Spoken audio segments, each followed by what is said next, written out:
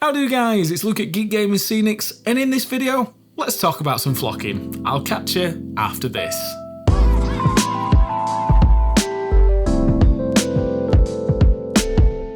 So guys, yes, flocks.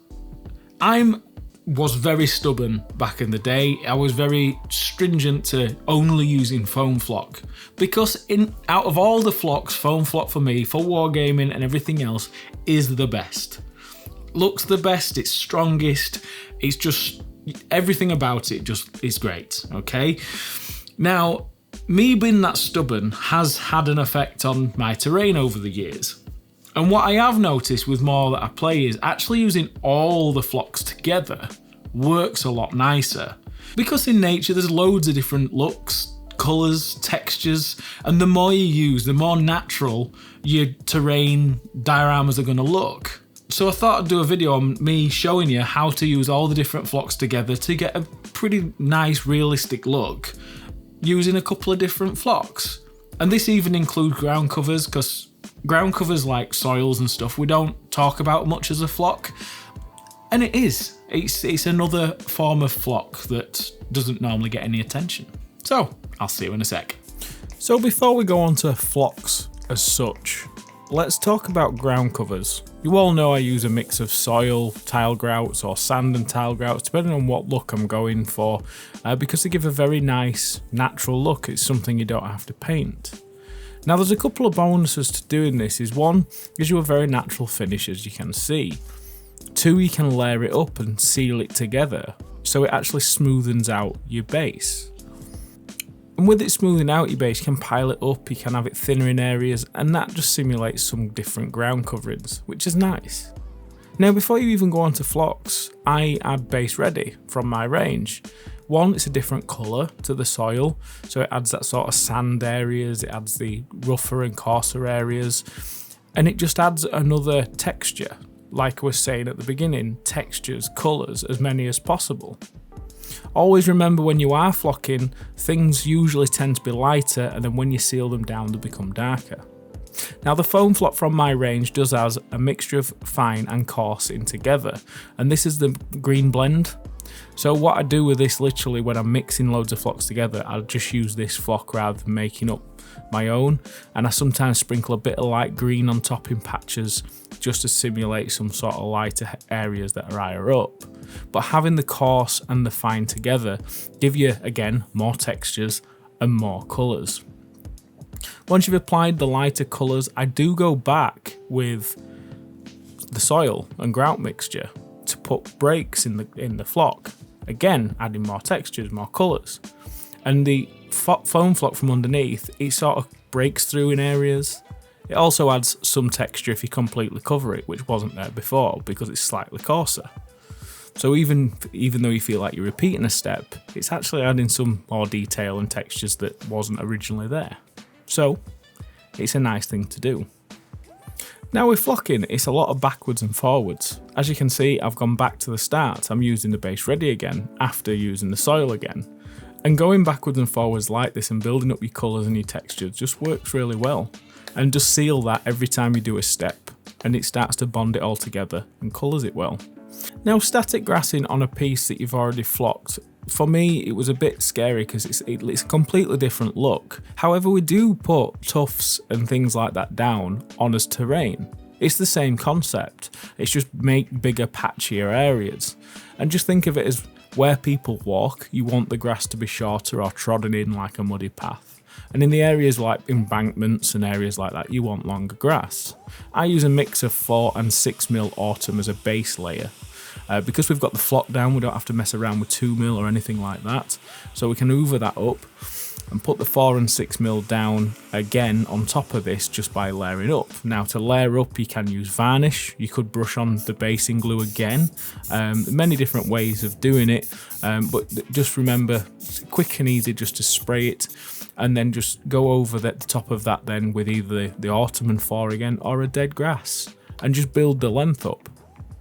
Now what I like to do once I've built that length up using a few layers of the base colour, so whether you choose autumn, summer, spring, dead, whatever you do, I like then to select areas where I want the longer patches to be, and the way you do this in small areas like this is just by painting on some of the basing glue in them areas, and it's just a matter of sprinkling over like a dead grass I'm going for the drier longer grasses, so it's not overpowering and over dominating. You've got patches of these longer grasses just poking through, and I really do like the effect.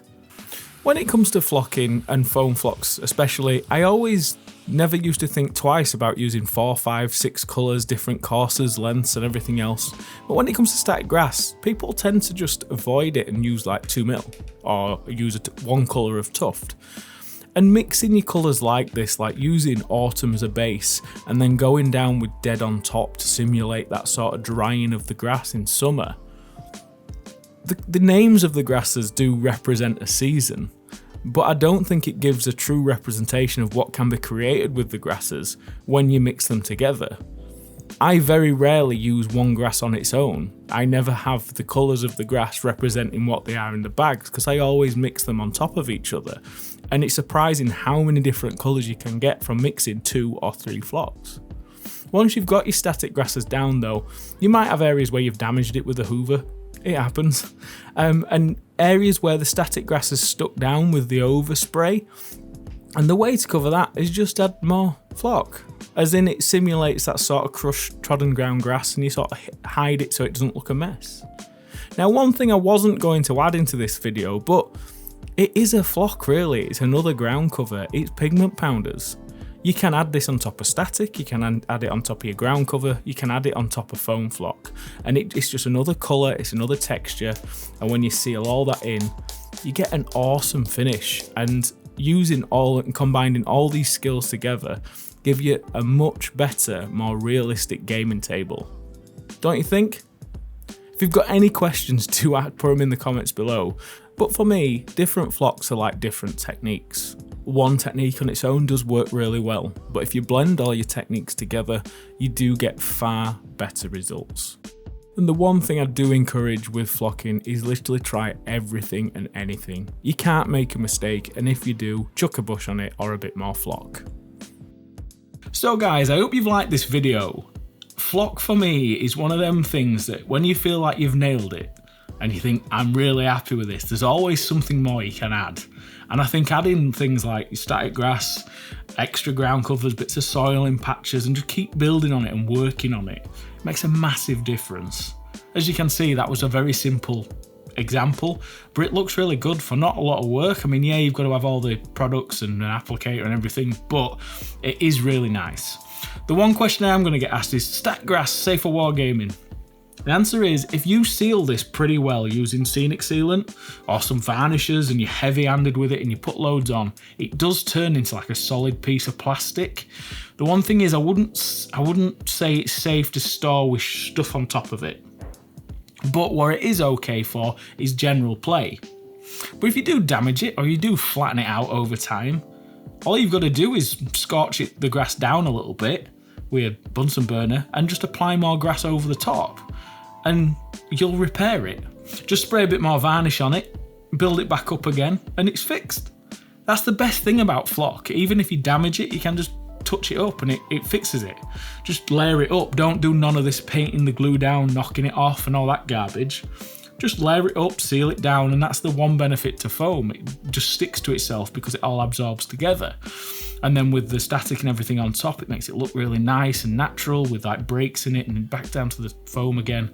I just love this technique, and I think just start experimenting with more types of textures and everything else, and I'm sure you'll just love it.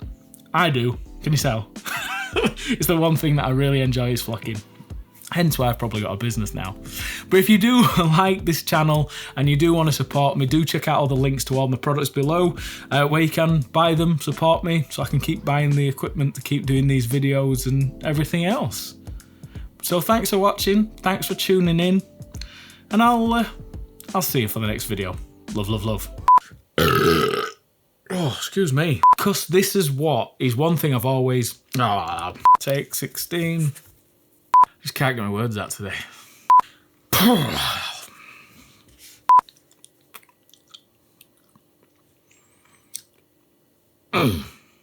How do guys? It's Luke at Luke's APS. Oh, it's not, is it? How do guys? It's Luke at Luke's APS. Oh. Still can't get it right after how long? 12 months? 13. Should be some outtakes in this video. Oh, I've not even put my kicker light on. Right. Battery gone flat. Yeah, because it is. Bloody batteries. There we go.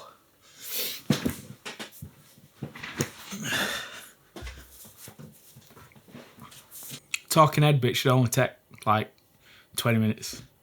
Spent 2 hours trying to fuck around with this. Right, talking head, retake, take. I can't even remember. So guys, has that light gone off again? Oh no, it's on. Have I moved?